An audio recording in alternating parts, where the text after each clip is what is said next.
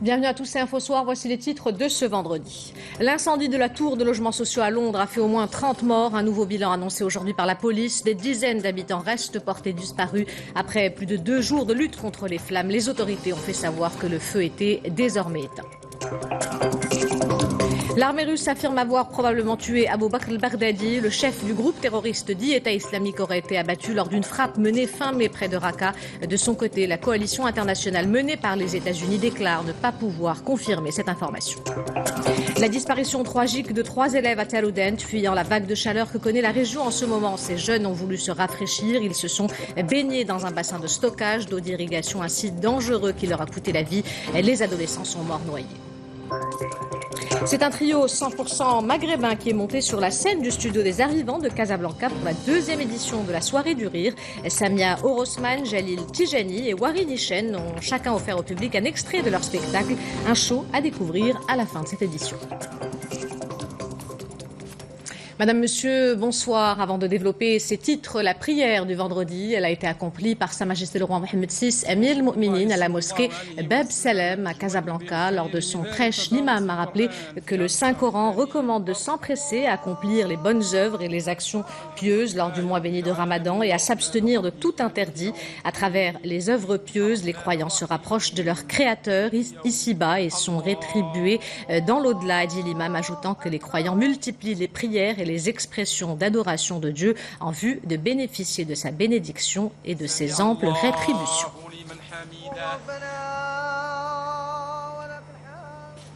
Sa Majesté le roi Mohammed VI qui a donné ses instructions à l'ambassade et au consulat général du Maroc à Londres afin de suivre de près la situation et apporter toute l'aide et l'assistance nécessaires aux ressortissants marocains qui comptent parmi les victimes de l'incendie qui a ravagé mercredi matin une tour de logements sociaux. Selon un nouveau bilan, ce drame a coûté la vie à 30 personnes, 24 autres sont toujours hospitalisés, dont 12 dans un état critique. Les développements avec Wadiadet.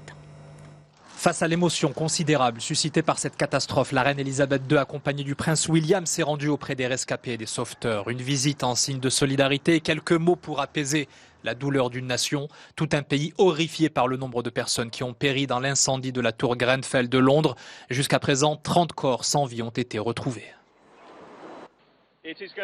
Au cours des prochaines semaines, les recherches vont prendre beaucoup de temps dans la tour Grenfell afin de mener à terme l'enquête. Notre priorité numéro 1, c'est de retrouver ceux qui sont encore à l'intérieur. Ce que nous faisons tous ici aussi rapidement et avec beaucoup de dignité.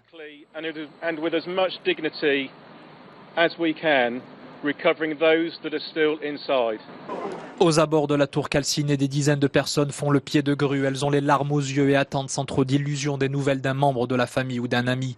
Près de 600 personnes habitaient dans l'immeuble, parti en fumée. Je suis en colère, je suis triste, je suis tout en même temps car j'ai perdu mon ami qui était à l'intérieur, elle est morte, je n'ai pas pu l'aider.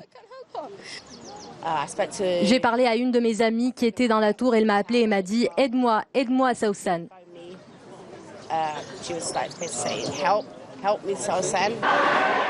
En fin d'après-midi, les pompiers ne pouvaient toujours pas accéder aux niveaux les plus élevés de la tour en raison de l'instabilité des sols, ce qui n'a fait qu'amplifier la colère des riverains qui ont manifesté cet après-midi devant la mairie de quartier.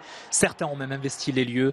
Pendant ce temps, 24 rescapés étaient toujours hospitalisés, dont 12 dans un état critique.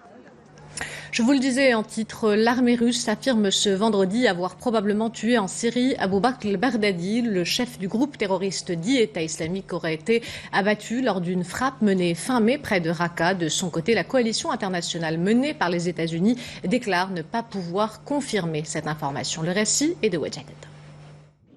Les bombardements de l'aviation russe sur Raqqa auraient-ils visé puis éliminé al-Baghdadi, le chef autoproclamé de l'organisation terroriste Daesh? C'est en toute vraisemblance ce qui se serait produit à la fin du mois dernier d'après Moscou, même si les autorités russes ont préféré faire preuve de prudence à la mi-journée. Pour le moment, on ne peut pas dire avec certitude qu'Abu Bakr al-Baghdadi est mort. De leur côté, les États-Unis ne confirment pas non plus la nouvelle. Lors du bombardement russe de la nuit du 27 au 28 mai, une centaine de combattants de Daesh auraient été abattus, dont plusieurs chefs de guerre. Quant à la coalition militaire internationale, elle affirme avoir déjà mené 35 frappes contre l'organisation terroriste, dont une vingtaine rien que dans la région de Raqqa. C'est une attaque qui a été revendiquée par Daesh. Au moins 4 personnes ont été tuées et 8 autres blessées dans un attentat suicide contre une mosquée chiite à Kaboul, en Afghanistan. Les assaillants se sont fait exploser dans la cuisine du lieu de culte après que la police ait interdit l'accès de l'édifice principal où étaient massés les fidèles. Cette attaque est la dernière en date d'une série menée dans la capitale afghane pendant le mois de Ramadan. Les talibans rivaux de l'État islamique l'ont condamnée, dénonçant notamment le fait qu'elle visait un lieu de culte.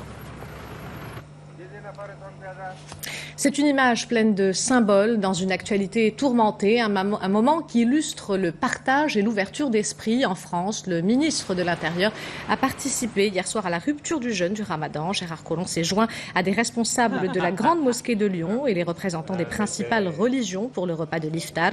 Habitué à partager ce moment les années précédentes, c'est la première fois que Gérard Collomb intervient en qualité de ministre. Nous restons en France où la campagne pour le second tour des législatives prend fin ce soir. Selon les dernières projections, La République en marche et le MoDem devraient remporter dimanche une très confortable majorité à l'Assemblée nationale. La seule inconnue de ce scrutin sera l'abstention qui affichait un niveau record au premier tour. Reportage de nos envoyés spéciaux à Paris, Fthia Laouni et Amina Khabab. Ils sont 1151 candidats en lice pour le second tour pour tenter de siéger au Palais Bourbon. La campagne électorale vient de s'achever ce soir à travers tout le territoire français. Selon les derniers sondages, le mouvement La République en marche pourrait confirmer son raz-de-marée et remporter jusqu'à 460 des 577 sièges de l'Assemblée nationale. Mais rien n'est encore gagné, c'est encore le doute qui prévaut. Au premier tour, le taux d'abstention avait enregistré un chiffre record, celui de 29,1%. Les indécis sont encore très nombreux ce soir. Je dis franchement non. J'ai 2 votes, parce que je vote aussi pour ma mère. Et c'est comme pour les présidentielles, ça va être à la dernière minute. C'est pas que je me sens pas concerné, mais on va dire j'ai voté présidentielle mais pas aux législatives. Je sais pas, je me sens pas plus investi dans ce sujet que ça. Il y a ceux qui doutent et il y a ceux, notamment dans la communauté marocaine, qui mesurent l'enjeu de ce scrutin, celui de peut-être voir changer le visage politique de la France. C'est notre droit ici en France, déjà tout simplement, et que ça peut changer pas mal de choses. Il est important pour nous de voter et de porter notre voix et qu'on puisse être entendu au niveau des politiques. Vous l'aurez compris, le principal enjeu reste le taux de participation. Mais ce qui est sûr d'ores et déjà, c'est que la France vit en ce moment un tournant politique totalement inédit. Dimanche soir, l'Assemblée nationale française sera peut-être dominée par un parti politique qui, il y a un an seulement, n'existait même pas. Et beaucoup de ceux qui y siégeront seront des visages totalement inconnus du grand public. Ce ne sera probablement pas un long fleuve tranquille, mais cela suscite déjà beaucoup d'espoir.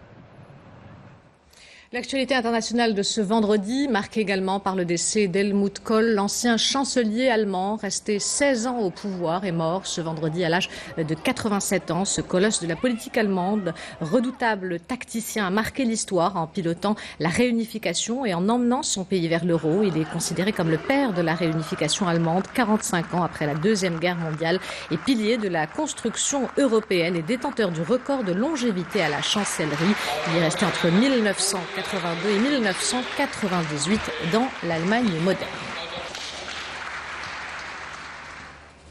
Les efforts déployés par le Maroc dans le domaine de la lutte contre le terrorisme et l'extrémisme salués par le président du groupe d'amitié parlementaire Maroc-Italie, Nicolas Sirachi, et la délégation qu'il conduit effectue actuellement une visite dans le royaume. Le groupe parlementaire a été reçu par plusieurs responsables, parmi eux le président de la Chambre des représentants, Habib El Malki. Reportage Abdelhafid Lemnouar Al-Din Al-Hmini sur un récit de Amina Ben Khalq. Autour de cette table, une délégation de députés venus tout droit de Rome. À leur tête, Nicolas Sirachi, le président du groupe amitié parlementaire Maroc-Italie. Première étape d'une journée de travail chargée, rencontrer Habib El Malki. Nous avons parlé de la nécessité de développer la diplomatie parlementaire C'est le meilleur moyen de trouver des solutions efficaces dans les domaines de la sécurité et du maintien de la paix.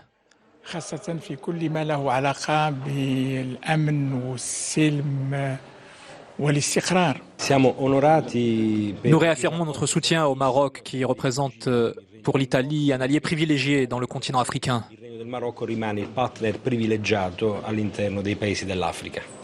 Les parlementaires italiens ont également visité l'autre côté de la coupole, la Chambre des conseillers. Là aussi, des efforts du Royaume dans des domaines comme la lutte antiterroriste ont été salués. Les principaux sujets que nous avons évoqués sont l'immigration, la situation des mariages mixtes et la lutte antiterroriste.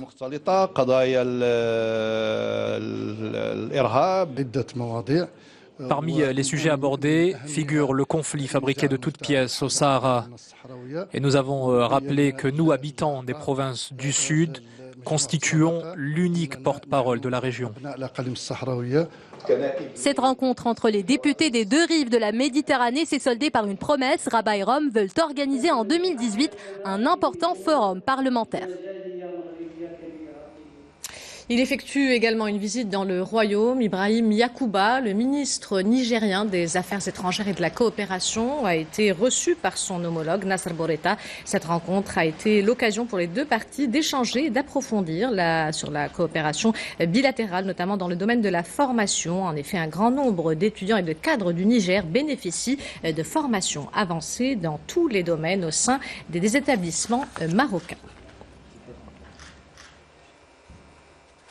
Ministres, élus locaux et acteurs associatifs ont fait le point aujourd'hui sur la situation à Al-Husseima. La conférence organisée dans le siège de la région à Tanger s'est transformée en un espace de débat. Les personnalités qui y ont assisté, comme le ministre de la Justice et le président de la région, ont rappelé la nécessité d'avoir des discussions responsables pour répondre aux revendications des habitants de la ville. C'est un reportage de Fouad Zouzi et Mohamed Richi. Le récit est de Amina Ben Khalq. Une effervescence devant le siège de la région. Beaucoup veulent savoir ce qui se dira lors de cette conférence au sujet de la situation à Al-Husseima. Sur l'estrade des hommes politiques comme le ministre de la Justice Mohamed Ojar ou le président de la région Ilyas Al-Oumaris. Nous avons créé un espace de discussion pour tous, pour avoir des avis divers sur la question. Et la position de la région n'est ici qu'une opinion parmi d'autres qui seront débattus aujourd'hui. Des voix diverses évoquent donc les protestations qui ont éclaté il y a plus de 7 mois à Al-Husseima, mais un point fait l'unanimité, c'est à la classe politique de se saisir des revendications. Il faut changer de mentalité, mais aussi de méthode de travail pour réagir différemment aux doléances sociales, économiques et culturelles des populations. J'appelle tous les hommes politiques, qu'ils soient de l'opposition ou de la majorité, à bien saisir les messages qu'envoient ces protestations. Le ministre de la Justice en appelle aussi à l'esprit de responsabilité des manifestants et des hommes politiques dans la gestion de la situation à Al-Husseima. Autre titre de ce journal, cette disparition tragique de 3 élèves à Taroudant, fuyant la vague de chaleur que connaît la région en ce moment. Ces jeunes ont voulu se rafraîchir. Ils se sont baignés dans un bassin de stockage d'eau d'irrigation d'une ferme de la région, un site dangereux qui leur a coûté la vie. Les adolescents sont morts noyés. Les explications dans ce reportage de Hussein Ouzig et Adil Bouzgri sur un récit de Wajahdat. C'est dans ce bassin d'irrigation de la localité de l'Orfefet que les 3 enfants âgés de moins de 15 ans ont perdu la vie. Ils avaient décidé de s'y baigner mercredi dernier sans se douter du danger qui les guettait. 2 de ces élèves qui étaient en classe de 3e devaient passer le brevet le lendemain. Dans leur famille comme parmi leurs camarades, c'est la consternation. Les victimes étaient vraiment de bons élèves et la nouvelle a rendu tout le monde très triste. Les professeurs et les élèves ont tous pleuré hier. Cela nous a beaucoup touchés. La disparition tragique de ces jeunes a bouleversé tous les habitants de cette commune située à une quarantaine de kilomètres de Taroudant. 2 d'entre eux étaient des cousins et le 3e un ami commun. J'espère que les autorités compétentes feront en sorte de sécuriser ce genre de bassin, surtout lorsqu'il fait 3 mètres de profondeur. Les jeunes auraient peut-être péri en essayant de sauver l'un d'entre eux de la noyade, mais pour l'heure, ce n'est qu'une hypothèse parmi tant d'autres. Une enquête a été ouverte pour déterminer les circonstances exactes de ce drame.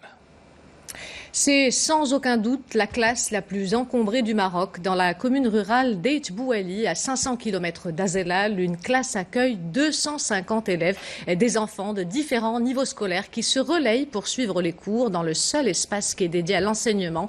Une association a découvert cette réalité amère sur une vidéo YouTube. Baraka Angels a donc décidé d'agir. Grâce à un élan de générosité, plusieurs nouveaux espaces seront construits d'ici la prochaine rentrée scolaire. C'est un reportage de Hassan Lohmadi, Amin Belkouri, le récit et de Rita Sah. Ce décor de carte postale, c'est le chemin qu'empruntent chaque jour pour aller à l'école les enfants du Douar Tarbatin Tirsal dans la région d'Azelal. Mais une fois en classe, c'est le cauchemar pour les 250 élèves de cet établissement qui ne peuvent étudier qu'1 heure par jour à tour de rôle. Ici, il n'y a qu'une seule classe pour 250 élèves. Les gens souffrent profondément de cette situation. Cet enseignant doit se relayer pour faire cours à tous ces enfants. Depuis 1986, personne dans le village n'a jamais obtenu son certificat d'études primaires. Après l'école primaire, rares sont ceux qui en effet accèdent au collège situé beaucoup trop loin du Douar, une situation qui a favorisé la déperdition scolaire dans la région, un problème qui a ému les membres de l'association Baraka Angels. L'association a décidé de réaménager cette école. Les enfants souffrent de cette situation. À la rentrée, ils devraient avoir des bâtiments neufs. 2 nouvelles classes vont être construites ainsi qu'une cuisine et une cantine dans cette école. Des travaux de plus de 700 000 dirhams financés en majorité par des donateurs. C'est aussi le fruit de l'esprit de solidarité, le centre de soins de santé primaire de Sidi Ousmane à Casablanca, une structure réalisée par la Fondation Mohamed V pour la solidarité, inaugurée par le souverain il y a 10 jours. Ce centre qui marche à plein régime a pour objectif de répondre aux besoins des 500 000 habitants du quartier Hay Salama. Reportage Nadia Ouhta et Abdallah Itabia, le commentaire est de Wajadat. À peine 10 jours après son inauguration par Sa Majesté Mohamed VI, le centre de soins de santé primaire de Hay Salama a déjà accueilli de nombreux patients. L'établissement médical cible une population de 50 000 habitants et la plupart des bénéficiaires sont des personnes fragiles ou démunies. Avant, pour faire des examens cardiaque, j'étais obligé de me déplacer à Sidi Ousmane. Maintenant, grâce au centre médical de Hay Salama, je n'ai plus à le faire. Aujourd'hui, c'est la première fois que je viens et tout se passe très bien. Le centre de santé dispense des soins dans différentes spécialités. Il dispose de plusieurs salles de consultation pour les urgences, les traitements bucco-dentaires ou encore la prise en charge de la mère et de l'enfant. Un hôpital de jour qui va servir de 2 volets. Une prise en charge de certains cas, les cétoses diabétiques par exemple, les urgences hypertensives, les hyperthermies majeures, les crises d'asthme sévères. Donc ces malades, on a la possibilité de les prendre en charge sur place. L'établissement médical de Hay Salama est aussi équipé d'un laboratoire, ce qui permet d'offrir une palette complète de traitements à la population locale et de rendre ainsi effective la politique nationale en matière de médecine de proximité. Nous ouvrons la page culturelle avec un festival qui revient après plusieurs années d'absence. Le Festival international de Casablanca qui renaît de ses cendres démarrera le 6 juillet. Les festivaliers auront 10 jours pour découvrir près de 400 artistes qui se produiront sur 3 scènes différentes, dont une réservée au week-end uniquement. 40 shows seront aussi programmées ainsi que diverses autres manifestations culturelles. L'événement qui se clôturera le 15 juillet sera gratuit et libre d'accès. Un nouveau concept du festival sur lequel revient le directeur de Casa Events et Animation qui organise l'événement. Je vous propose d'écouter Mohamed Jouahri. Au lieu d'attendre que le Casablancais vienne vers lui, c'est que le festival est parti vers le Casablancais dans les 16 arrondissements de la ville de Casablanca pour proposer de l'art dans la rue, que ce soit de street art, que ce soit de théâtre, que ce soit de la comédie, de halqa, que ce soit aussi du cinéma. On aura 5 soirs de suite au niveau de l'Brnossé, une projection en plein air des derniers films marocains.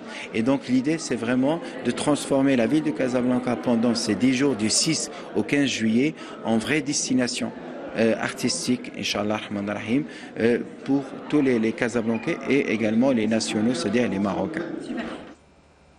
C'est un trio 100% maghrébin qui est monté sur la scène du studio des Arts Vivants de Casablanca pour la 2e édition de la Soirée du Rire. Samia Orosman, Jalil Tijani et Wari Nishen ont chacun offert au public un extrait de leur spectacle, un beau show chargé d'humour qui, à le temps d'une soirée, fait tomber les barrières et réunit les peuples à travers le rire. C'est un reportage de Rita Saha et Zohir Hinen.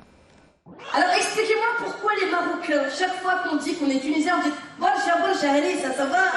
Si Samia Orosman connaît si bien le royaume, c'est que cette franco-tunisienne est devenue une habituée des scènes marocaines. Programmée pour le MDR 2017, l'humoriste engagée transmet à travers ses spectacles un message de coexistence entre les peuples, notamment ceux du continent qu'elle admire depuis son enfance. Leur simplicité et leur générosité m'ont tout de suite convaincue, quoi. Et du coup, je sais pas, comme je suis fascinée par ces femmes-là, il y a aussi qu'elles ont beaucoup de caractère. Les femmes subsahariennes, la maman africaine, celle d'Afrique subsaharienne, jamais elle se laisse faire. Elle va dire, ma chérie, tu as écrit la route, elle était à ton père ou bien? Comment tu parles aux gens? Mais bouge de là, je suis ici chez moi, il y a quoi? Et donc, cette manière de s'imposer, pour moi, c'est un exemple. Et je rêve d'un jour pouvoir être comme ça.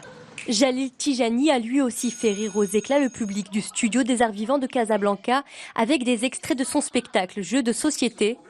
Le classique, c'est quelque chose que je traite depuis très longtemps, puisque moi, au lycée, j'étais analphabète niveau LV2. Un florilège de personnages déjantés que ce pro de l'impro a interprété avec humour en compagnie de ses acolytes du rire. Wari Nishen, on ne se connaissait pas, on s'est rencontrés la dernière fois lors de la première édition, c'était une super belle rencontre artistique. Là avec Samia aussi, c'est des très belles rencontres. Et parfois il y a des idées qui germent, il y a des peut-être qu'un jour on collaborera ensemble, on ne sait pas. À chaque fois, en tout cas c'est très stimulant en fait. Lui est originaire d'Oran et a complété le trio humoristique 100% maghrébin de la soirée. Accompagné de son gembri, Wari Nishen, dit le nomade, a offert au public un mélange de musique et d'humour fin. Une belle soirée du rire qui a une fois de plus prouvé que l'humour et l'amour entre les peuples n'avaient pas de frontières. Pour terminer cette édition, ces images impressionnantes, 4 des meilleurs skateurs du monde se sont rassemblés dans la ville espagnole des Asturies pour tester leurs compétences dans une usine d'éoliennes. Les 4 sportifs de l'extrême ont sauté sur des rampes improvisées et glissé sur les rails, le tout sous les yeux ébahis des ouvriers qui étaient à l'œuvre.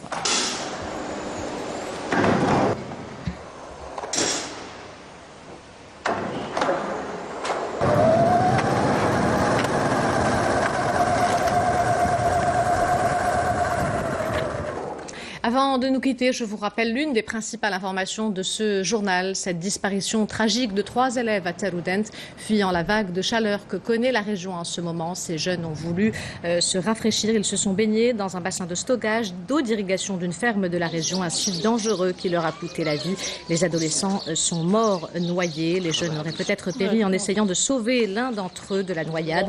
Mais pour l'heure, ce n'est qu'une hypothèse parmi tant d'autres. Une enquête a été ouverte pour déterminer les circonstances exact de ce drame. C'est la fin de cette édition. L'information se poursuit sur notre site 2m.ma. Le prochain journal El Messaïa vous sera présenté par Hicham Ralfaoui. Quant à moi, j'aurai le plaisir de vous retrouver demain à 22h. En attendant, portez-vous bien et excellente soirée à tous.